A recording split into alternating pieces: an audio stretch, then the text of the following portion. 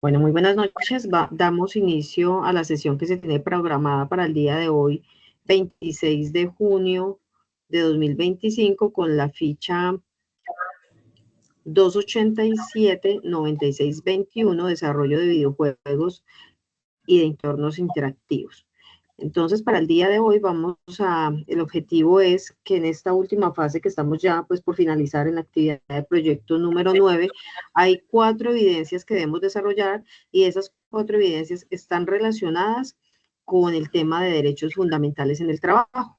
Entonces, para el día de hoy, tengo un invitado especial, es una persona que es experta, maneja muy bien el tema de todo lo que tiene que ver con la parte de legislación laboral, derechos fundamentales. Bueno, Luis Carlos es una persona, es un instructor SENA y conoce muy bien de la temática, entonces quiero que les hable de todo como lo que está relacionado con las 4 evidencias y al finalizar yo ya les explico qué es lo que debemos hacer con cada una de ellas. ¿Listo? Entonces, damos la bienvenida a Luis Carlos y le doy pues el paso para que continúe. Muchas gracias, Luis. Ok, Marisela, ¿qué tal? Buenas noches. Sí, básicamente vamos a introducir ese tema que es tan importante y que hace parte de la vida desde la formación para el trabajo, ¿no?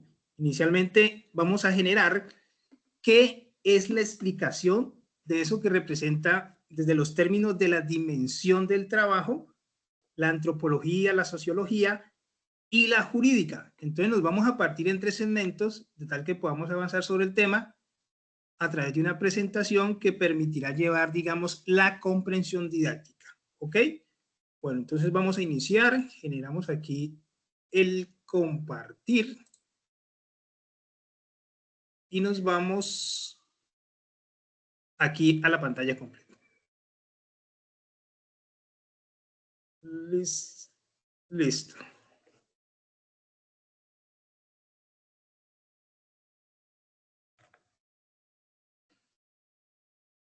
Bueno, en esta primera parte, ¿no es cierto? Es la presentación de la dimensión y esa dimensión la vamos a tocar desde las formas como el hombre empezó su vida humana y básicamente que vio desarrollada dentro del trabajo. Es decir, desde el inicio y desde épocas muy prehistóricas, cómo el hombre termina asimilando esto que se llama trabajo y que es un componente no solamente desde la visión del desarrollo de los seres humanos, sino también desde la dimensión del avance de las sociedades. Bueno, les voy a presentar esta línea de tiempo, que es histórica, pero que en última la idea no es ver la visión histórica, sino cómo ha sido el trabajo a través del recorrido. Entonces, por ejemplo, aquí en esta línea de tiempo, vemos esta primera fase, que es la prehistoria, que está marcada con verdecito, y que está enmarcada en tres fases. Una fase distribuida en 3 subfases, ¿no? Que son desde el periodo paleolítico, neolítico y la edad de los metales.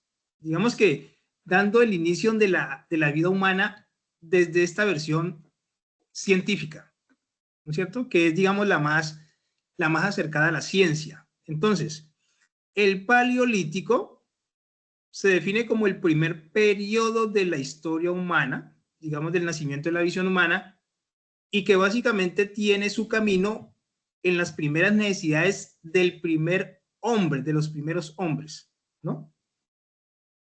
Pasamos aquí a esta imagen y vemos la dimensión en 7 fases. 1, 2, 3, 4, 5, 6, 7.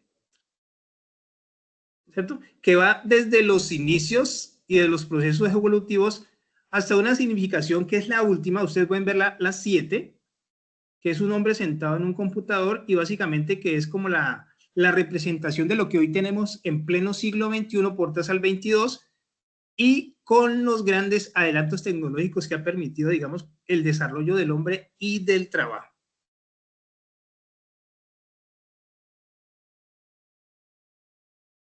Bueno, para identificar didácticamente, vamos a dar un mensaje de este es un recurso bibliográfico que se llama El papel del trabajo en la transformación del mono en el hombre.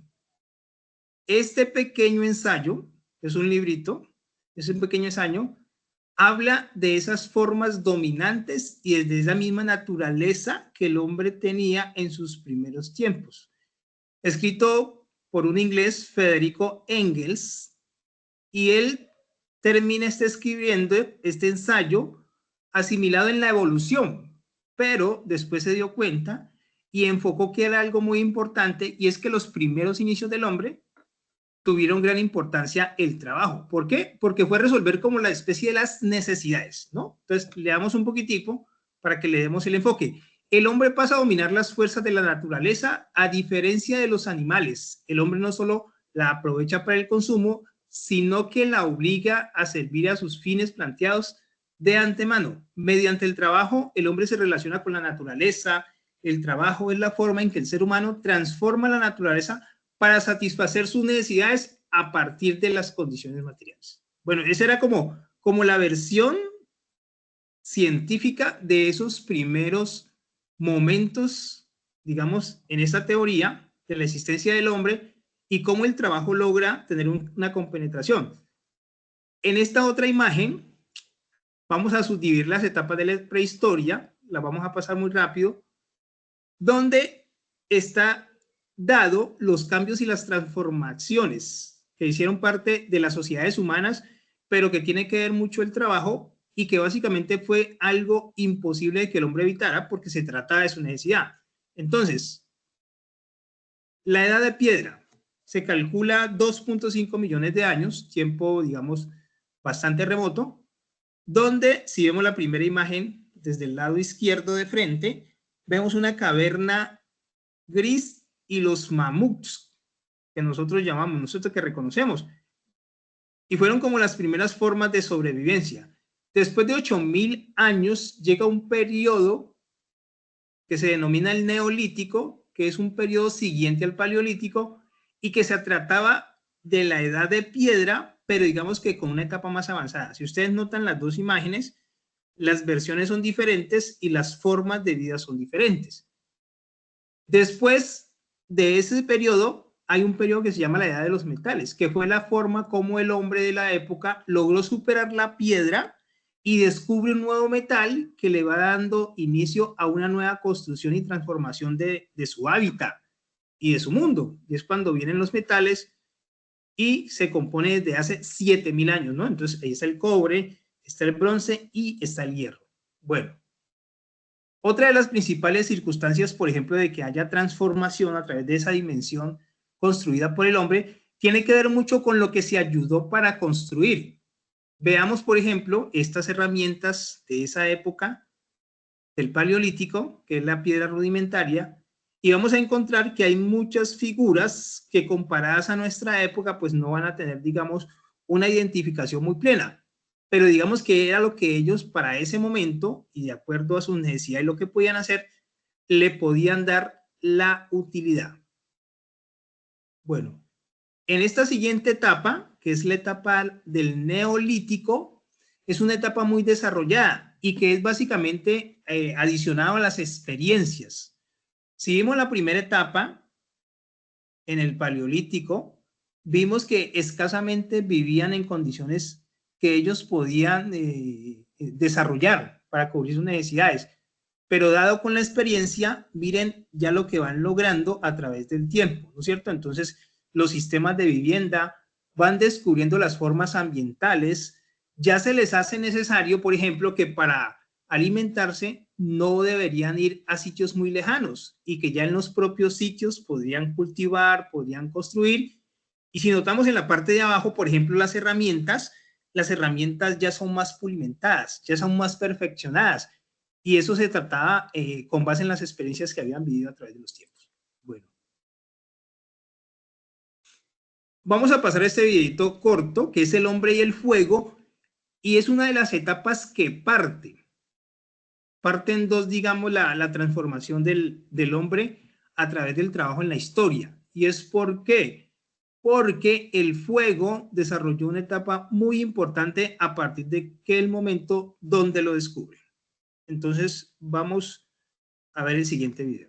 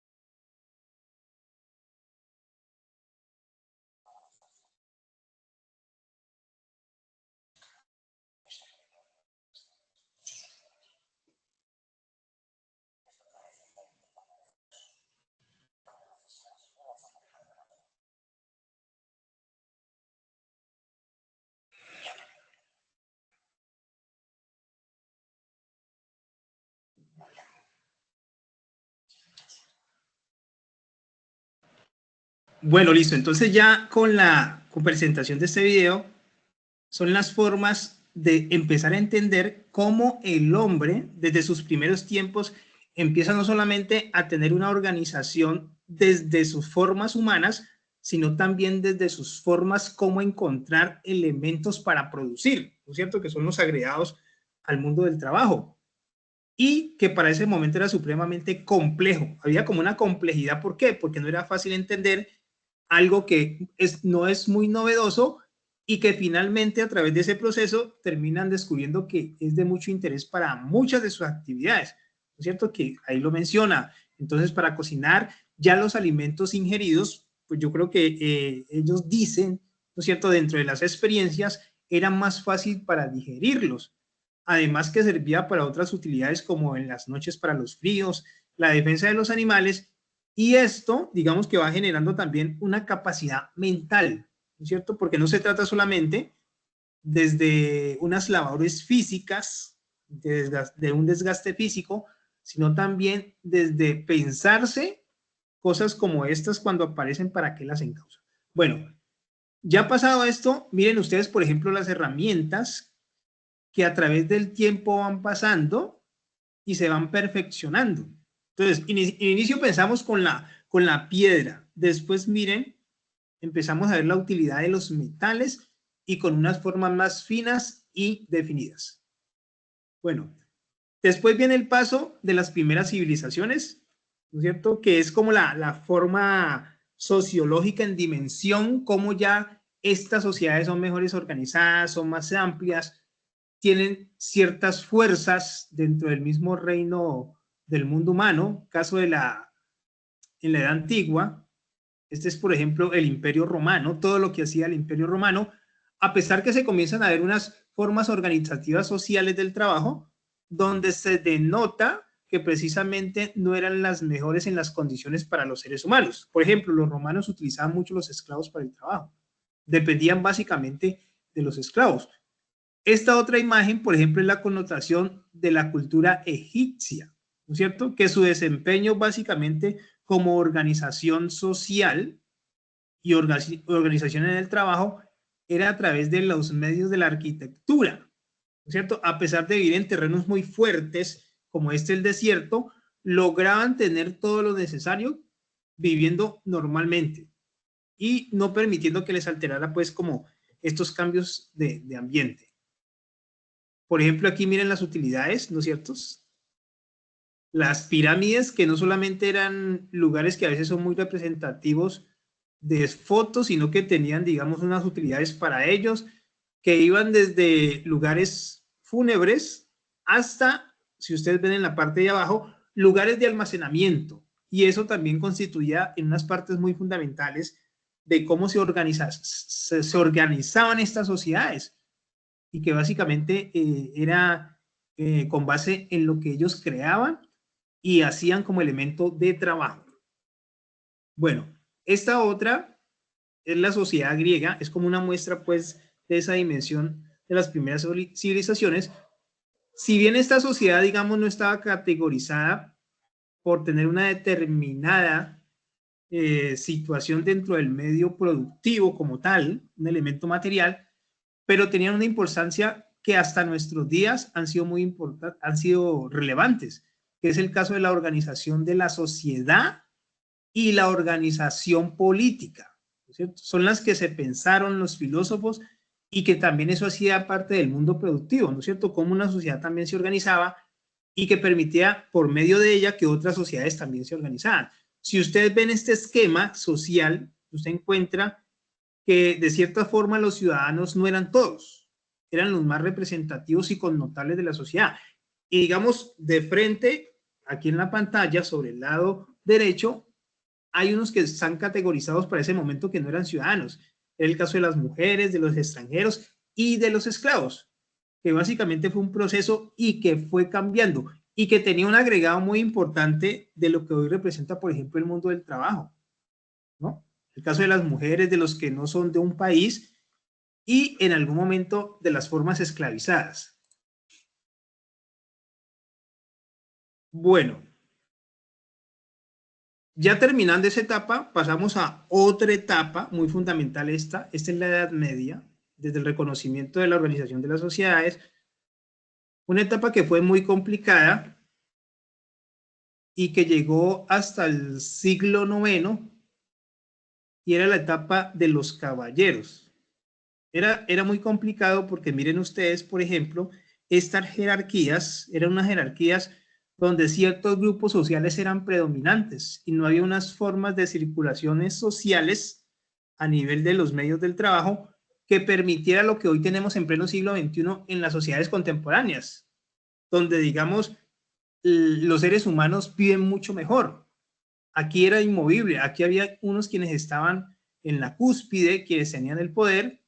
Entonces ustedes pueden ver las figuras, la realeza, la alta nobleza y el clero, estaba el ejército cruzado y esta parte que ustedes ven es verde, ya eran los grupos dedicados a la productividad y que sostenían la sociedad. Estos básicamente sostenían a los que estaban arriba y de cierta forma habían situaciones muy difíciles para ellos porque pues no lograban tener todo lo que producían para la satisfacción y bienestar de ellos, ¿no? Y con una situación muy importante que inmediatamente va cambiando y revolucionando todo el mundo del trabajo en esta descripción. Y es que para el momento, todas estas sociedades dependían de la tierra y de los medios artesanales. No existían máquinas, ¿no es cierto?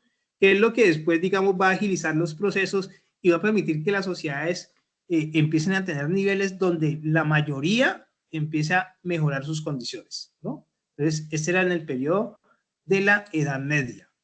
Después ya llegando al siglo XV, pasamos a la Edad Moderna, que esta es una etapa muy superior. En Europa se vive, pero en América es colonizada y en América estaban nuestras sociedades indígenas que precisamente fueron colonizadas por los españoles, por los vikingos y demás coronas europeas que venían a América, ¿no es cierto? En este caso, por ejemplo, en América llegaron los españoles, se revive lo que vimos en la primera etapa, ¿no es cierto? En ese contorno como dimensión sociológica, la esclavitud vuelve después de estar en Europa por allá en la Edad Antigua, hace miles de años, vuelve en el siglo XVI y la traen los españoles a América, ¿no es cierto? En ese medio productivo.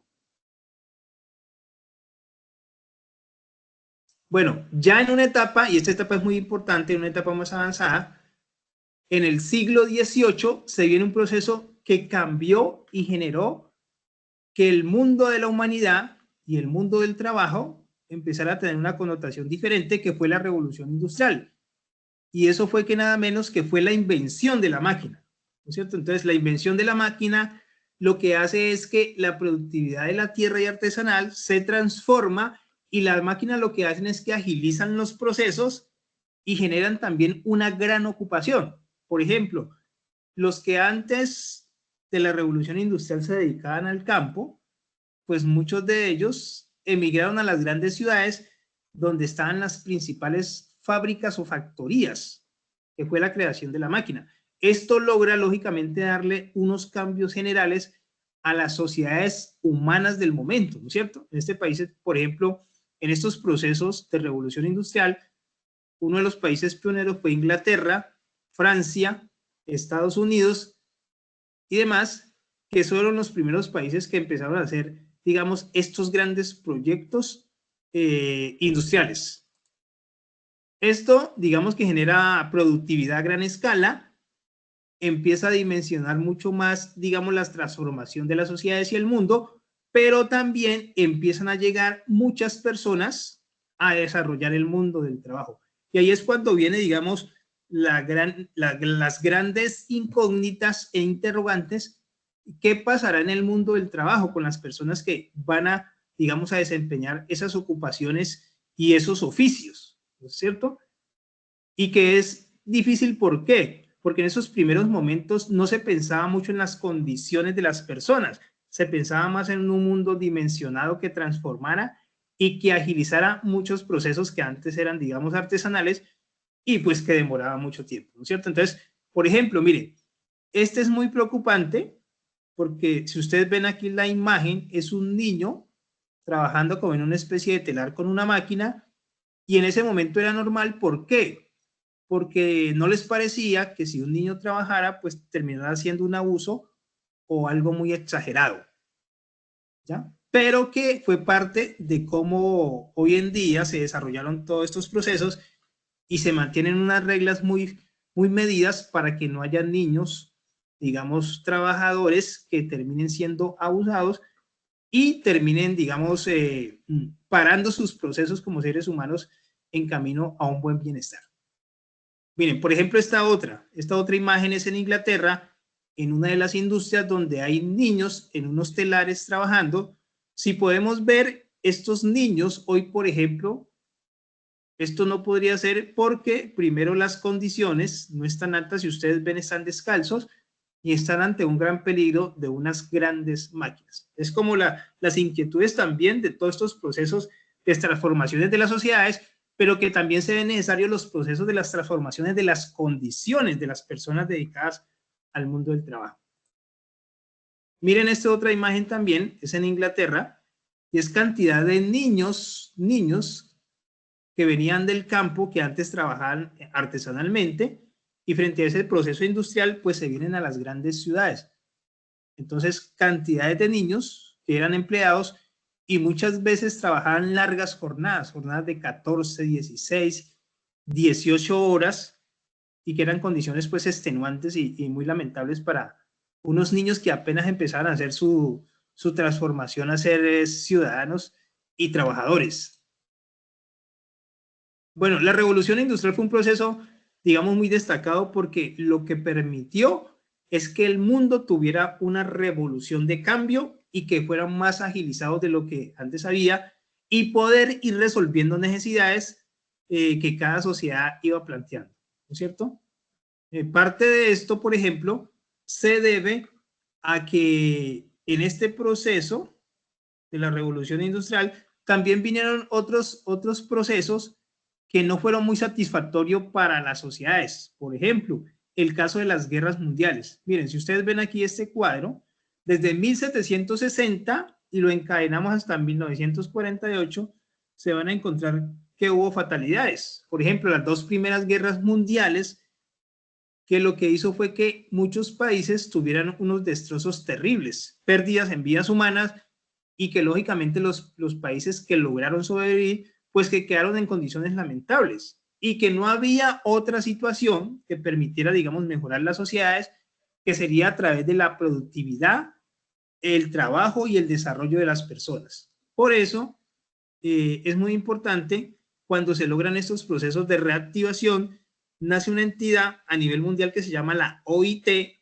la OIT quiere decir Organización Internacional del Trabajo, sus siglas, y nació precisamente producto de eso, de los periodos de guerra en 1919, y que digamos que el eje central de esta entidad creada era que se permitiera crear políticas de desarrollo para los países que tuvieran que ver con los países que habían quedado en menos condiciones. Entonces, muy importante porque digamos que aquí se empieza a partir cómo haya desarrollo para esos países en Europa que intervinieron en la guerra, y que hoy la OIT, digamos, se anexa, no solamente en ese momento fue a Europa, pero hoy la tenemos a nivel de todo de los 5 continentes, ¿no? Entonces, por ejemplo, nacen hechos muy importantes que se ven acá en 1944-48, la Declaración de Filadelfia, la Declaración de los Derechos Humanos, que no era otra cosa como las primeras reglamentaciones, que lo que decíamos, ¿no? Entonces llegó la revolución industrial y era el gran cambio para la actividad del trabajo, pero no había unas normas definidas que permitieran tener que las personas que se dedicaran al mundo productivo tuvieran todas las condiciones. Entonces es muy importante la Declaración de Filadelfia y la Declaración de los Derechos Humanos, ¿no? Que en ese momento fueron 30 artículos. Bueno, pasamos al periodo contemporáneo. Definimos el periodo contemporáneo a partir del siglo XIX-XX. Hoy estamos, por ejemplo, en el siglo XXI, portas al XXII, y digamos que es la novedad que tenemos en el mundo contemporáneo, ¿no? Entonces, a pesar de que suceden también hechos catastróficos, pero sucede también hechos ventajosos, la revolución industrial, la máquina de vapor. Empieza la división del trabajo, porque empieza la tecnología a generar muchos efectos y logra que el trabajo se dinamice. Es decir, que no solamente la gente se dedique a determinadas actividades laborales, sino que haya una diversificación a nivel del trabajo. Y esto es muy positivo, digamos, para el mundo productivo. Bueno, los periodos de entreguerra, de lo que ya habíamos hablado, y que también fue parte de los elementos de creación del trabajo, ¿no? Las armas, aunque no dejan de ser de formas desanimantes y que destrozan y que matan y que generan muchos retrasos para las sociedades, pero ha sido parte de las vidas humanas. Bueno, estas, por ejemplo, miren ustedes estas imágenes que son de las pandemias de la época, que también fueron otros de los ingredientes que tuvieron que ser estimulados en el caso de la productividad que empezó a mermarse. Y hoy, la imagen más relevante es lo que tenemos con inteligencia artificial, que lo que está diciendo es que hay nuevos retos, ¿no es cierto? La inteligencia artificial plantea nuevos retos y estos nuevos retos es que el trabajo viene teniendo, digamos, unas composiciones donde se plantea diferente, donde los espacios están terminando de ser tradicionales y ha pasado a una nueva fase. Entonces, dentro de esta dimensión sociológica y antropológica, lo que nos está diciendo es que también las condiciones de las personas que van a desarrollar estos trabajos, pues también tienen que ir cambiando porque son formas diferentes a los trabajos tradicionales que veníamos realizando, digamos, desde la modernidad y principios de las formas contemporáneas. Bueno, vamos a ver este video corto, es un video de 1 minuto.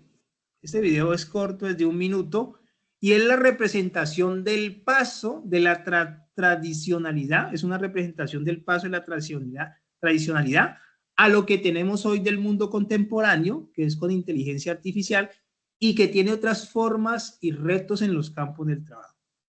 Pongámosle mucha atención y nos daremos cuenta cómo, digamos, son esos cambios y que de cierta forma son, el video es hiperbólico, es decir, que traspasa la realidad, pero que en última tiene un mensaje muy de fondo frente al nuevo reto del mundo del trabajo.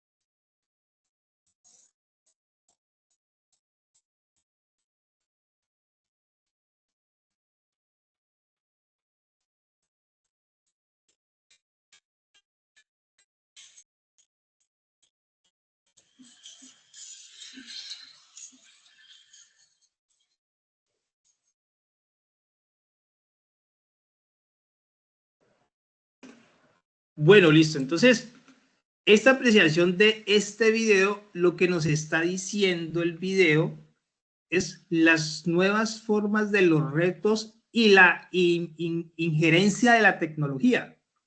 Si bien el video no pudiera ser muy real, es una demostración de que cada día más el mismo ser humano está evolucionando a la par de lo que tiene alrededor y del avance de la tecnología. Es decir, digamos desde los primeros años, ya los seres humanos vienen adaptados para sumarse a este mundo que es más vertiginoso y que se diferencia del mundo tradicional que hemos llevado a través de muchos años y que va a pasos agigantados. ¿Cuál es la situación para comparar? Y ya que estamos, digamos, finalizando esta parte de la dimensión del trabajo. que tiene que ver, digamos, con todas esas formas organizativas de los seres humanos desde los inicios, ¿no es cierto? Desde los inicios de la vida humana hasta nuestros tiempos que cada día se van poniendo más complejas. Si bien tecnológicamente el mundo ha avanzado, se hace necesario que esas formas de avance en tecnología, en formas de trabajo organizativas, también sean necesarias para lo que tiene que ver con las condiciones de las personas que se dedican a hacer las actividades. Algo así como, por ejemplo, no podría ser lo mismo las normas regidas tradicionalmente que han venido durante muchos años a las nuevas formas de trabajo que son diferentes y que necesitan de por sí unas condiciones para las personas. Por eso se hace necesario de que haya unas medidas y unos sistemas de protección. Y vamos a hacer énfasis en la Organización Internacional del Trabajo, que fue de la que hablamos, digamos, en ese desarrollo porque tuvo su nacimiento por allá en el siglo XX, en 1919, y que básicamente fue en un momento muy tradicionalista y que hoy se está enfrentando a los nuevos retos, ¿no es cierto? Ahí también, por ejemplo, dentro de lo que tenemos desde nuestro programa, habla de la CIDH. La CIDH es una organización a nivel internacional de defensa de derechos humanos y que lógicamente tiene que ver el trabajo como un derecho humano. Y seguidamente está la Corte Penal Internacional, pero básicamente vamos a hacer un énfasis muy importante en la OIT. ¿Por qué en la OIT? Porque la OIT es la oficina a nivel del mundo que se dedica a los temas de trabajo y que hoy está haciendo énfasis, digamos, en las condiciones de las personas de acuerdo a las nuevas formas de trabajo, ¿no es cierto? Entonces, en este cuadrito que ustedes ven aquí en la presentación,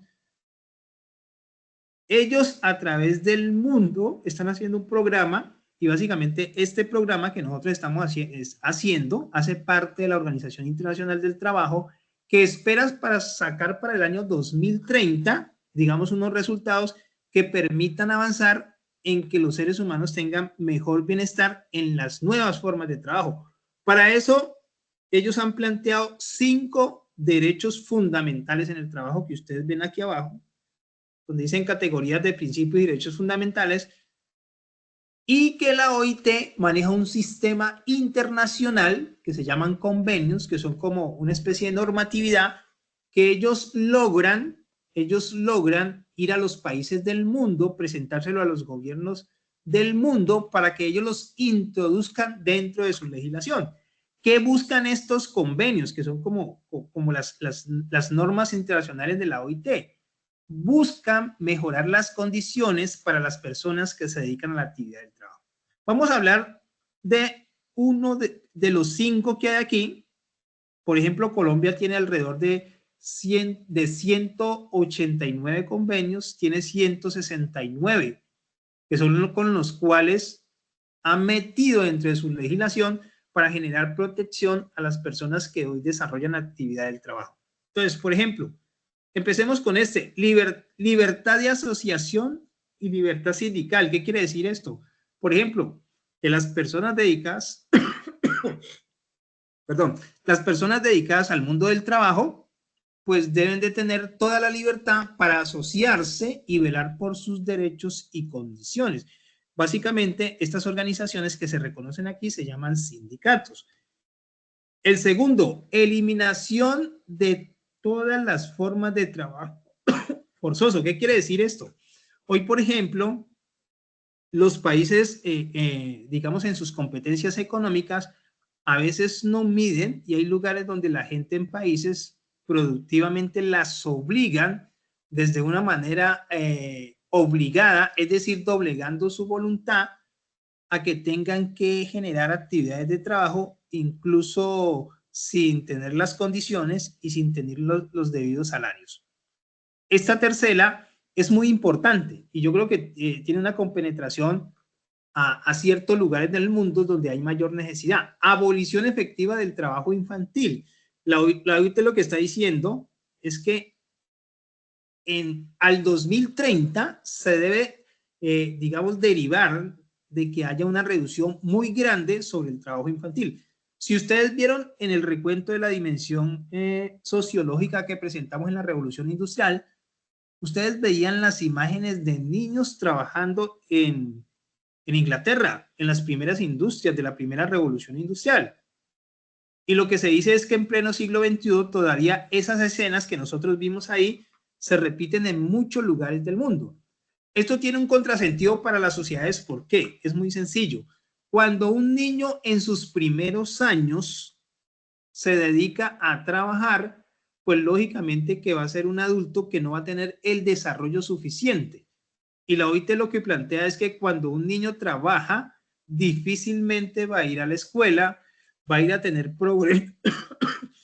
progresos como persona humana y lógicamente lo que va a hacer es ir a parar a las cadenas de pobreza y miseria que pasan en muchos países del mundo. Por eso la necesidad de que antes que los niños estén en una actividad productiva, deban estar en las etapas de desarrollo, la educación y otros lugares que le permitan su avance como ser humano. Muy importante este número 3 y que resalta mucho. La cuarta, eliminación de la discriminación en materia de empleo y ocupación. Ocurre mucho esto, ¿por qué? Porque en diferentes países a veces siempre hay unas formas selectivas y a veces también pasa con las personas que emigran y van a otros países a resolver su necesidad de empleo y ahí terminan siendo víctimas de la discriminación. Esta quinta es, si ustedes ven, ahí hay un anuncio en inglés que dice New, es nueva y tiene que ver con seguridad y salud en el trabajo. Protección efectiva en condiciones en un entorno de trabajo seguro y saludable. Además, porque es muy importante que para desarrollar una actividad laboral se tengan todas las condiciones de trabajo seguro. Bueno, entonces digamos que esta es la dimensión hoy, en pleno siglo XXI, que la OIT permite para que las sociedades tengan, digamos, un buen desarrollo como sociedad productiva, pero también un buen desarrollo como sociedad humana. Muy importante. Bueno, ahondado en esto, también se requieren de que existan unas normas, existen unos instrumentos y unas formas de accionar. ¿Para qué? Para establecer defensa en cualquier momento que los derechos de trabajadores se vean vulnerados. Para esta ocasión, y lo que está relacionado en el programa, tiene que ver, por ejemplo, con una medida, un instrumento normativo que se llama el derecho de petición.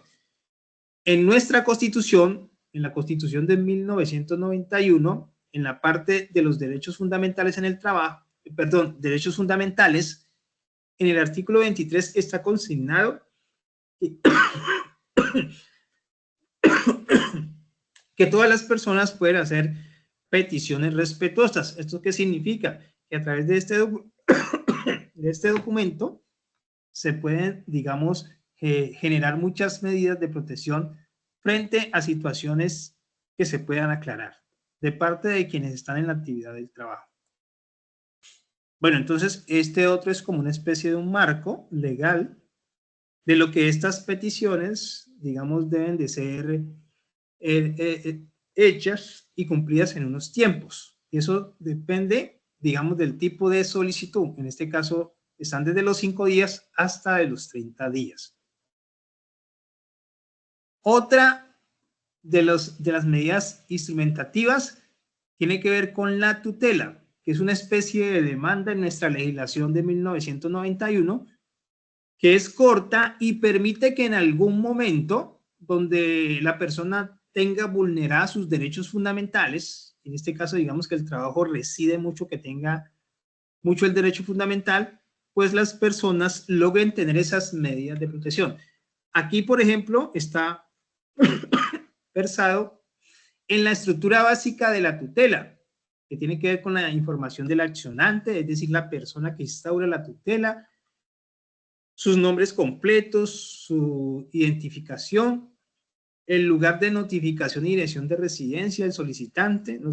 Que tiene que ver con el teléfono, el correo electrónico, la descripción de los hechos, que es decir, lo que va a tutelar, es el derecho fundamental vulnerado en este caso, y la descripción de las pretensiones. Bueno, yo creo que este es como la medida de los temas que nos ocupaban muy y que tiene que ver, digamos, con toda esta dinámica de lo que representa el trabajo para las sociedades. Entonces, Marisela, yo creo que aquí dimos el entorno y es como la visualización, digamos, de la temática planteada. Ajá, así es, Luis. Muchísimas gracias. Muchas gracias por toda esa explicación muy detallada de estos temas que pues están relacionados con las evidencias que ya, pues ya yo sigo explicándoles a ellos. Muchísimas gracias, Luis. Un abracito. Como siempre, muchas Bueno, feliz gracias. noche. Muchas gracias. Nos Bueno, vemos. Ok. chao, que estés bien, chao. Bueno, muchachos, entonces ahora ya continuamos con la explicación, ya después de todo el tema, porque pues todos estos temas que nos habló el instructor Luis están relacionados con las evidencias que vamos a presentar. Entonces les voy a compartir pantalla para que veamos aquí cuáles son estas evidencias. Entonces, bueno, aquí tenemos que para esta actividad de proyecto número 9, ya estamos en la fase 4, vamos a desarrollar 4 evidencias nomás. Son muchas las que aparecen en la guía de aprendizaje, pero realmente solamente las vamos a consolidar, por así decirlo, y vamos a desarrollar 4. La primera va a ser el taller, que es la evidencia de la actividad de aprendizaje 1. Vamos a desarrollar de ahí solamente una evidencia. En la actividad de aprendizaje 3 vamos a desarrollar el mapa mental violación de derechos de trabajo y un cuadro comparativo sobre el derecho de petición y la acción de tutela. Y en la actividad de aprendizaje número 4 vamos a desarrollar una presentación, que pues ahí nos dan las pautas de cómo hacerla. Entonces, en este orden de ideas, vamos a mirar en el cronograma y en la guía de aprendizaje aparece actividad de aprendizaje 1, actividad de aprendizaje 2, la 3 y la 4. Pero como pueden observar, solamente vamos a desarrollar de la actividad de aprendizaje 1 una evidencia, de la actividad de aprendizaje 3, de la 2 no, de la 3 vamos a desarrollar 2 evidencias y de la última, que es la 4, vamos a desarrollar una sola evidencia. Entonces, pues teniendo en cuenta, ¿cierto? Ya ustedes en el video, en la grabación van a observar cuáles son estas evidencias. Con base en ellas, pues vamos a ver la guía de aprendizaje en donde nos detallan qué es lo que nosotros debemos hacer. Vuelvo y les repito, estas actividades, como lo propone la guía, pues la verdad son bastantes evidencias las que hay que presentar, pero está determinado que para la formación virtual lo que hicimos fue todos los instructores del área transversal consolidarlas porque la verdad se repiten, ¿sí? Entonces la idea es dejar como las más importantes y las más significativas. Entonces en la primera, que es el taller, en esta, lo que vamos a hacer, recuerden leer muy bien la guía. O sea, yo les voy a dar acá como un ejemplo, una explicación rápida, pero realmente ustedes detalladamente miran punto a punto la guía, los materiales, todo lo que tienen que mirar para poder desarrollar esa evidencia. Entonces, en esta primera, que se llama taller, usted debe pensar, ¿sí?, en esas experiencias desde su entorno, desde su comunidad, experiencias propias a nivel familiar, y responder las preguntas que nos plantean en este espacio. ¿Sí? Dice que cuáles son las actividades económicas más importantes en su municipio y región, describa cómo es el trabajo en su región, ¿sí? Realice una línea de tiempo. Acá nos dice que debemos hacer una línea de tiempo. Mire que lo que debemos hacer es pues la introducción, ¿cierto? La solución a las preguntas, que son las dos primeras que les leí. Después dice que vamos a hacer un mapa mental, una línea de tiempo y por último las conclusiones. Entonces, ese mapa mental, este mapa conceptual, porque es un mapa conceptual, debe estar fundamentado sobre lo que nosotros sabemos de los conceptos, ¿cierto? Del trabajo, precarización, tercerización, deslaboralización y dignidad humana, que es algo de lo que nos explicó el instructor y que también lo encontramos en el material de estudio. Y la línea de tiempo, como lo vemos acá, lo vamos a hacer es desde como esa historia del trabajo, ¿sí? Desde esa parte, como él nos narraba un poco de cómo era el antes, cómo ha ido evolucionando el trabajo o la economía a través del tiempo. Entonces, lo que hacemos es eso. Entonces, en este primer taller es resolver todo lo que está acá. Primero las preguntas que están relacionadas ahí, hacer el mapa conceptual que nos piden acá y la línea de tiempo con sus conclusiones y bibliografía. Debe incluir todo. Se adjunta con un PDF. ¿Listo? La segunda evidencia nos dice que es el mapa mental, violación de derechos humanos en la actividad de aprendizaje 3. ¿Listo? Entonces, miren que acá nos dice que debemos hacer un foro, pero esas son evidencias que no vamos a hacer, ¿sí? Solamente tengan en cuenta las que yo les estoy diciendo que deben realizar. Bueno, aquí bajamos. Este informe no lo vamos a hacer. Bajamos acá rápidamente. Este otro foro tampoco. Gráficos sobre la negociación colectiva no. Infografía tampoco. Entonces en la guía vamos a encontrar mucha información, pero solamente nos vamos donde necesitamos escuchar la evidencia, la explicación de la evidencia. Mapa mental, violación de los derechos humanos. ¿Sí? Entonces el instructor nos hablaba de unas organizaciones o unos organismos que se encargan de velar por la defensa de los derechos humanos en el trabajo. ¿Sí? Unos organismos son internacionales y otros son de acá a nivel nacional. ¿Sí?